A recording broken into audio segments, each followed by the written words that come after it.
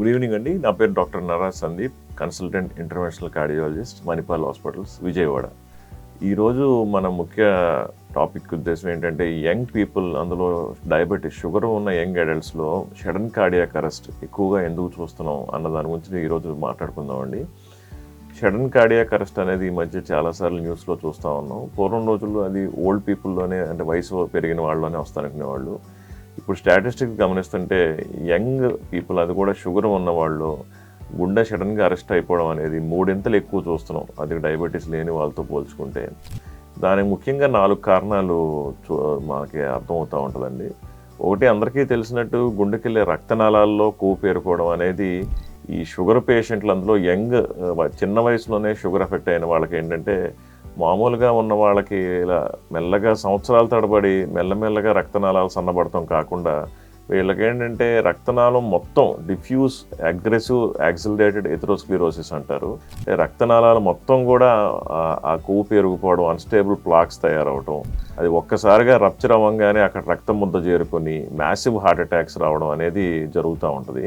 అందుకనే ఏంటంటే వీళ్ళలో మరీ ముఖ్యంగా భయపడాల్సిన విషయం ఏంటంటే, మనం పుస్తకాల్లో చదువుకున్నట్టు వీళ్ళల్లో చెస్ట్ పెయిన్ కానీ, ఆయాసం కానీ, ఎటువంటి సిమ్టమ్స్ ఉండవండి. వీళ్ళ ఫస్ట్ ప్రజెంటింగ్ సిమ్టమే సడన్గా కొలాప్స్ అయిపోయి గుండె అరెస్ట్ అయిపోతూ కొలాప్స్ అవుతారు. అదే చాలా భయంకరమైన విషయం అనమాట. అది ఒక కారణం అయితే, రెండో కారణం ఏంటంటే డయాబెటిక్ ఆటోనామిక్ న్యూరోపతి అంటాం అనమాట. గుండెకెళ్ళే రక్తనాళాలే కాకుండా నర్వ్స్ ఉంటాయి. ఆ నరాలు అనేవి దెబ్బతింటం వలన వీళ్ళకి రెగ్యులర్ సిమ్టమ్స్ అనేవి కూడా బయటపడటం ఉండదు అనమాట. దానికి తోడు వీళ్ళ వ్యాగల్ టోన్ అనేది తగ్గిపోయి పారాసింపథటిక్ యాక్టివిటీ అనేది పెరిగిపోవటం వల్ల రెస్టింగ్ టాకికార్డియా అంటారు. మామూలుగా హార్ట్ రేట్ అనేది చాలా ఏం పని చేయకుండా రిలాక్స్డ్గా ఉన్నప్పుడు కూడా బాగా అధికంగా గుండె కొట్టుకోవడం, వేగంగా క్యూటీ ప్రొలాంగేషన్స్ లాంటి ఎలక్ట్రికల్ మార్పులు జరగటం వల్ల ఏంటంటే వీళ్ళకి వెంట్రికులర్ ఫిబ్రిలేషన్స్ అని చెప్పి హార్ట్ యొక్క కరెంట్ సిస్టమ్ స్టేబుల్గా లేకుండా అన్స్టేబుల్ అయిపోతూ ఉంటుంది. దీని మూలాన కూడా సడన్ కార్డియాక్ అరెస్టులు అయ్యే అవకాశం ఉంటుంది. ఇది రెండో కారణం. మూడో కారణం వచ్చేసి మనకి ఏంటంటే మజిల్ అనమాట. మనకేంటంటే డయాబెటిక్ కార్డియోమైపతి అని, ఈ రక్తనాళాలు నరాలే కాకుండా షుగర్ అనేది డైరెక్ట్గా మజిల్ని కూడా ఎఫెక్ట్ చేయడం అనేది జరుగుతూ ఉంటుంది. సో మజిల్ యొక్క కాల్షియం హ్యాండ్లింగ్లో ఇబ్బందులు జరగటం కానీ, స్టిఫ్నెస్ పెరిగిపోవటం కానీ, అది డయాస్టోలిక్ డిస్ఫంక్షన్ అంటాం, ఇలాంటి మార్పులు జరగటం వల్ల మజిల్ డ్యామేజ్ అయిపోవడం వల్ల కూడా గుండె మీద ఎఫెక్ట్ పడుతూ ఉంటుంది. మిగతా రీజన్స్, 4వ రీజన్స్, మిస్సిలేనియస్ రీజన్స్ ఏంటంటే, యంగ్ పీపుల్లో షుగర్ బిళ్ళలు కానీ వాడుతున్న వాళ్ళకి, ఇన్సులిన్ తీసుకునే వాళ్ళకి నాక్టర్నల్ హైపోగ్లైసిమియా అంటారు, రాత్రిపూట సడన్గా షుగర్ లెవెల్స్ పడిపోవడం కానీ, దాని తర్వాత వీళ్ళకి ఏంటంటే ఇన్ఫెక్షన్స్ ఎక్కువ రావటం కానీ, హైపోకెలీమియా, డీహైడ్రేషన్ అంటే ఇలాంటి ఎలక్ట్రోలైట్ ఇంబ్యాలెన్స్, వాటర్ ఇంబ్యాలెన్స్, ఇలాంటివన్నీ జరగటం వలన ఏంటంటే వీళ్ళు they are more prone to arrhythmias అనమాట. అంటే గుండె లోపల కరెంటు మార్పిళ్ళు కానీ, ఎలక్ట్రికల్ మార్పిళ్ళకి చాలా ఎక్కువగా అధికంగా వీళ్ళు లోనవుతూ ఉంటారు.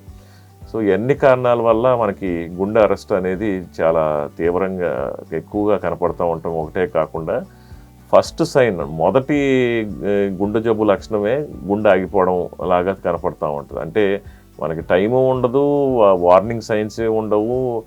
దానివల్ల ఏంటంటే ఈ మధ్య చాలా చూస్తున్నాం, సడన్గా యంగ్ పీపుల్లో గుండె ఆగిపోయే సిచ్యువేషన్ వస్తుంది. ఏం చేయొచ్చు అంటే, ఒకటే మనకి ఫస్ట్ థింగ్, షుగర్ పేషెంట్లు, అందులో చిన్న వయసులోనే షుగర్ ఎఫెక్ట్ అయిన వాళ్ళు పీరియాడికల్గా డాక్టర్ల దగ్గరికి వెళ్ళి చెక్ చేయించుకోవడం, 2D ఎక్కువ కానీ, ఈసీజీ కానీ, థ్రెడ్మిల్ టెస్ట్ కానీ, సిటీ కాల్షియం స్కోరింగ్ కానీ, ఇంకా రకరకాల టెస్టులు కూడా చేయించుకుంటూ ఉంటాం. రెగ్యులర్గా షుగర్ లెవెల్స్ కంట్రోల్లో ఉంచుకుని, అది హైపోగ్లైసిమియా లాంటి ఎపిసోడ్స్ లేకుండా చూసుకోవడం. తర్వాత ఏంటంటే ఇప్పుడు హైడ్రేటెడ్గా ఉంటాం. తర్వాత చిన్న ఇన్ఫెక్షన్స్ కూడా మనం కంట్రోల్ చేసుకునే విధంగా చూసుకోవడం. కొంతవరకు దీన్ని ముందే పసిగట్టి దానికి సంబంధించిన ట్రీట్మెంట్ ఇచ్చి సడన్ కార్డియాక్ అరెస్ట్ నివారించే ప్రయత్నం చేయవచ్చు. Thank you.